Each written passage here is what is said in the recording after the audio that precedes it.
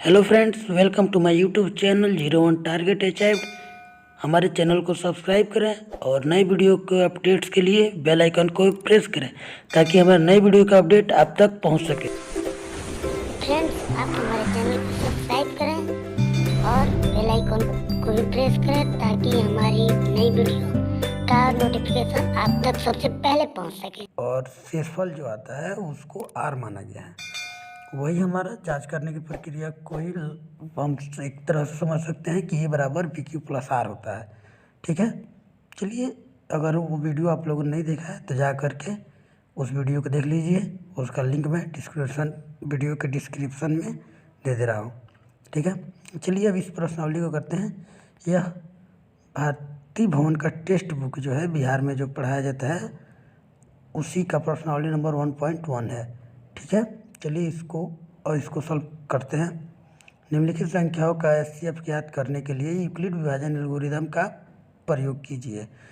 मैं आपको फिर से याद दिला दूं कि यूक्लिड विभाजन एल्गोरिदम ये होता है ए बराबर बी क्यू प्लस आर, और आर का मान हमेशा 0 के बराबर और 0 से बड़ा होता है और आर का मान छोटा होता है बी से। ठीक है, अब देखिए पहला सवाल है 135 और 255। दूसरा सवाल है 196 और 38 220। तीसरा है 867 और 255। ठीक है, चलिए अब इसके अगले इसको सॉल्व करते हैं। मैं एक क्वेश्चन को सॉल्व कर रहा हूँ और आप 2 क्वेश्चन को अपने आप खुद से सॉल्व कीजिएगा। ठीक है, देखिए फ्रेंड्स, इसमें हम देखेंगे। देखिए पहले तो हम 135 और 255 का जैसे हम सिंपल मौसा निकालते हैं एचसीएफ। ठीक है, एचसीएफ निकालना आपका आता है तो सिंपल में हम भाग विधि से निकालते हैं। ठीक है, तो देखिए हमने निकाला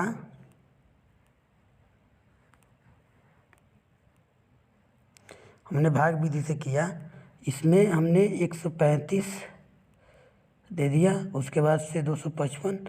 अब 135 में 255 135 में 225 से भाग देंगे तो एक बार में जाएगा, एक बार में कटेगा, एक बार में 2 बार से करेंगे तो 270 हो जा रहा है। तो 270 से कम है 225 है, तो हम एक ही बार में करेंगे इसको। तो 225 एक बार में करेंगे तो 135। अब इससे माइनस होगा तो यहाँ पे 90 आ जा रहा है। ठीक है, तो 90 को फिर से हम लोग भाज्य मान करके, अब भाजक के जगह पे आ जाएगा 135। ठीक है, उसके बाद से फिर से हम लोग 90 से 2 बार में नहीं होगा, एक बार में होगा।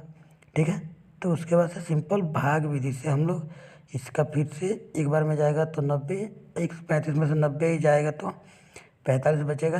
अब 45 का 90 2 बार में चला जाएगा। ठीक है, तो 190 से 90 कट गया, इसका मौसा हो जाएगा, एचसीएफ हो जाएगा 45। ठीक है, अब देखिए इसी विधि को देखिए, जैसे हम लिखा है बी 135 है हमारा भाजक है वो 135। तो मैंने पहले ही बोला था बी बराबर होता है भाजक, जो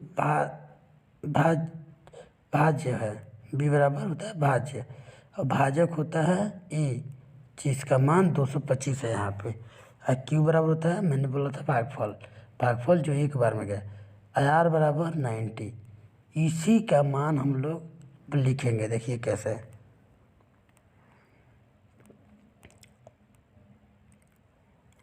अभी हम लोगों ने देखा कि ये बराबर 255, ये बराबर 225, सॉरी 225 है, ये बराबर 225।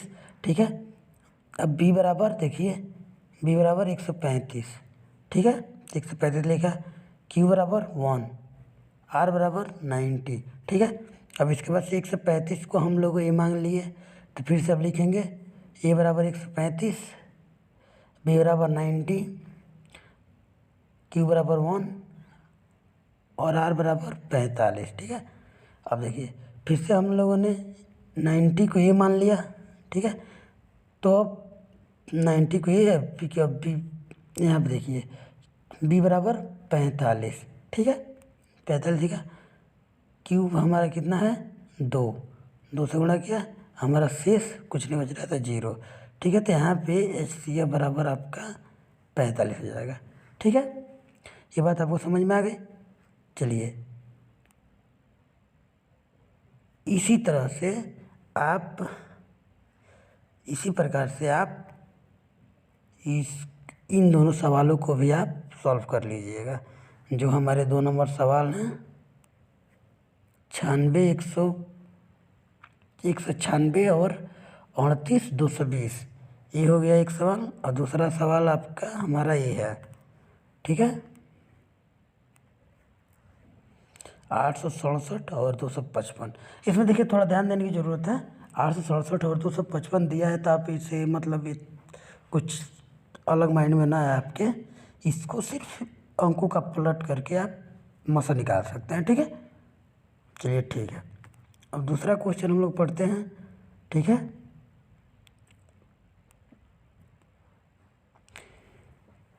दर्शाइए कि कोई भी धनात्मक विषम पूर्णांक 6 क्यूब प्लस 1, 6 क्यूब प्लस 3 या 6 क्यूब प्लस 5 के रूप का है जहाँ क्यू कोई पूर्णांक है, ठीक है।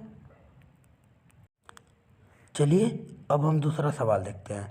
देखिए उसके बाद से जो तीसरा सवाल है, ठीक है, आप इसको ध्यान से एक बार पढ़िएगा। दूसरा सवाल हम अभी सॉल्व करते हैं, लेकिन एक बार तीसरा सवाल ध्यान से पढ़िएगा। किसी परेड में 616 सदस्यों वाली एक सेना यानी आर्मी की टुकड़ी को 32 सदस्यों वाले एक आर्मी बैंड के पीछे मार्च कराना है। दोनों समूहों को समान संख्या वाले स्तंभों में मार्च करना है। उन स्तंभों की अधिकतम संख्या क्या है जिसमें वो मार्च कर सकते हैं।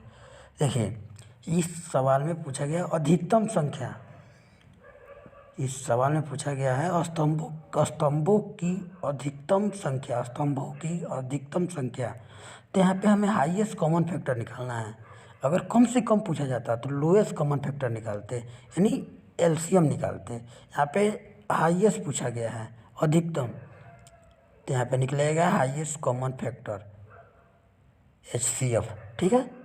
तो 616 का और 32 का हम लोग HCF ज्ञात कर देंगे तो इसका आंसर आ जाएगा, ठीक है। अब चलते हैं दूसरे सवाल की ओर, ठीक है। जो हमारा दूसरा सवाल है उसको हम सॉल्व कर देते हैं। उसी प्रकार से तीसरा सवाल और चौथा सवाल बन जाएगा, ठीक है। अगर आपको समझ में नहीं आ रहा है तो आप हमारे कमेंट बॉक्स में बता सकते हैं, मैं इसके लिए स्पेशल वीडियो बना दूंगा एक, ठीक है। ये रहा, देखिए पहले तो आपको मैंने बहुत उसी समय से मैं बोल रहा हूँ कि आपको याद होना चाहिए कि A बराबर BQ प्लस R, ये जो यूक्लिड विभाजन एल्गोरिदम है A बराबर BQ प्लस R, वो आपको याद होना चाहिए, ठीक है। और 0 से बड़ा और बराबर होता है B R, और B से हमेशा छोटा होता है। चलिए क्वेश्चन नंबर दिया गया है कि किसी भी धनात्मक पूर्णांक हम 6 क्यूब प्लस 1, 6 क्यूब प्लस 3 या 6 क्यूब प्लस 5 के रूप में हो सकता है जहाँ Q कोई भी पूर्णांक है। Q का मान हम कुछ भी रख सकते हैं, पहली बात ध्यान दीजिए, ठीक है। अब यूक्लिड का विभाजन एल्गोरिदम आपको शायद याद होगा, मैंने अभी जस्ट बोला था A बराबर BQ प्लस R, और 0 से बड़ा और बराबर होता है और छोटा होता है B से। जो हमारा ये वाला पॉइंट है थोड़ा ध्यान से नोट याद कीजिएगा, इसलिए कि इस सवाल में इसका सबसे मोस्ट इम्पोर्टेंट रोल है, ठीक है। अब देखिए प्रश्न से हमारे पास दिया क्या है, प्रश्न में हमारे पास ये तीनों संख्याएं प्रश्न में दी हुई हैं, 6 cube plus 1, 6 cube plus 3, 6 cube plus 5, ठीक है। अब एक बात हम ये मान लेते हैं, कैसे एक बात बताइए, अगर हम A का कोई मान ले लें तो हमारा A बराबर क्या होता है, ये बराबर होता है ना BQ प्लस R। तो अगर A बराबर हम लिखें 6 क्यूब प्लस 1, A बराबर 6 क्यूब प्लस 3, 6 क्यूब प्लस 4, तो हम A1 A2 A3 करके लिखें तो हम ध्यान देंगे कि a बराबर हमारा तो कोई निश्चित मान नहीं, डैश आ रहा है, लेकिन b बराबर सब में कॉमन है 6। तो अगर हम b बराबर मान लें 6 तो r का संभावित मान होगा, अभी हम लोगों ने पढ़ा कि r का मान 0 से बड़ा और बराबर होता है और छोटा होता है b से। तो b का मान हमारा हो गया 6, ठीक है। b का मान हमारा हो गया 6, ठीक है। उसके बाद से हम देखें, ध्यान दें, तो एक बात ध्यान दीजिए, r का संभावित मान 0 से बड़ा और बराबर होता है और छोटा होता है b से। तो 0 का संभावित मान हो जाएगा, r का संभावित मान हो जाएगा 0, 1, 2, 3, 4, 5। अब देखिए a बराबर, अब r बराबर 1 रखने पर, ठीक है, r बराबर पहले 0 रखते हैं, ठीक है। तो a बराबर 6³ + 0, यानी a बराबर 6³ हो जाएगा, ठीक है। r बराबर 1 रखते हैं तो a बराबर 6³ + 1, और उसके बाद से r बराबर 2 रखते हैं तो 6³ + 2। इसी तरह से r3 रखते हैं, r बराबर 3 रखते हैं तो 6³ + 3, r4 रखते हैं तो a बराबर 6³ + 4, r बराबर 5 रखते हैं तो a बराबर 6³ + 5। लेकिन हम ध्यान दें कि प्रश्न में बोला गया है कि केवल विषम पूर्णांक, विषम संख्या, आपको याद होगा कि जिस संख्या में 2 से पूरा भाग न लग सके उस संख्या को विषम संख्या कहते हैं, ठीक है।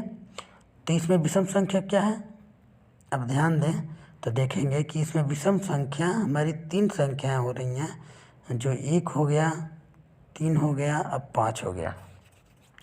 ये हमारी विषम संख्याएं हैं तीनों, ऑड नंबर, ठीक है। और जो ये 2 संख्याएं हैं 2 और 4, इवन नंबर हैं, ठीक है। चलिए, इसी प्रकार से ये हमारा क्वेश्चन सॉल्व होता है।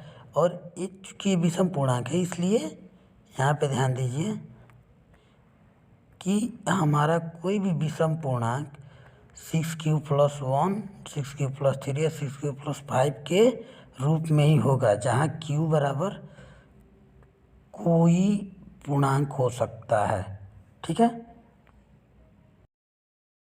Hello friends, thank you for watching the video. Please channel को सब्सक्राइब करें, हमारे चैनल को सब्सक्राइब करें ताकि ऐसे ही एजुकेशन रिलेटेड वीडियो आप तक आ सके और बेल आइकन को प्रेस कर सके ताकि नए वीडियो का अपडेट आप तक जा सके।